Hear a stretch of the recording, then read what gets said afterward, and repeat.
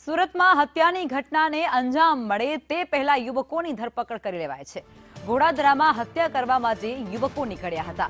1000ની લેતી દેતીમાં હત્યાની ઘટનાને તેઓ અંજામ આપવાના હતા। પોલીસે ફિલ્મી ઢબે 7 યુવકોને ઝડપી પાડ્યા છે અને આ સમગ્ર ઘટના એ સીસીટીવી કેમેરામાં કેદ થઈ ચૂકી છે। પોલીસે યુવકો પાસેથી હથિયાર કબજે કરી લીધા છે અને ત્યારબાદ કાયદાકીય કાર્યવાહી પણ પોલીસ દ્વારા હાથ ધરવામાં આવી છે। સંવાદદાતા મનીષ જોડાઈ ચૂક્યા છે, વધુ વિગતો આપવાના છે। જી મનીષ।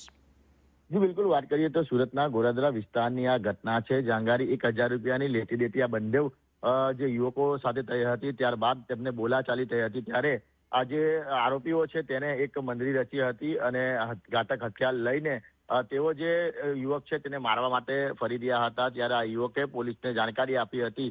પોલીસે સમગ્ર મામલે પેટ્રોલિંગ કર્યું હતું અને આ યુવક છે તે ઘોડાદરા વિસ્તારમાં જ હોવાનું માલુમ પડતા તેને આતરી લેવામાં આવ્યા હતા અને તમામ જે યુવક છે તેને પકડવાની કોશિશ કરવામાં આવી હતી। તો કેટલાક યુવકે ભાગવાની કોશિશ કરી હતી, જેના ફિલ્મી દ્રશ્ય સીસીટીવીમાં કેદ થઈ ગયા છે। જોઈ શકાય છે કે કઈ રીતના ભાગમભાગી થાય છે અને પોલીસ દ્વારા ફિલ્મી દ્રશ્ય આ તમામ આરોપીઓને પકડી પાડવામાં આવે છે। એક યુવક તો બાઇક પરથી જે કહેવાય કે પકડવા જતા પોલીસ નીચે પટકાય છે અને જે બાઇક પર સ્થિત થઈ જાય છે તે પ્રકારના દ્રશ્યો પણ સામે આવ્યા છે। તમામની તલાશી લેતા તેમની પાસેથી ઘાતક હથિયારો પણ મળી આવ્યા છે। તમામ જે 7 લોકો છે તેની ધરપકડ કરવામાં આવી છે।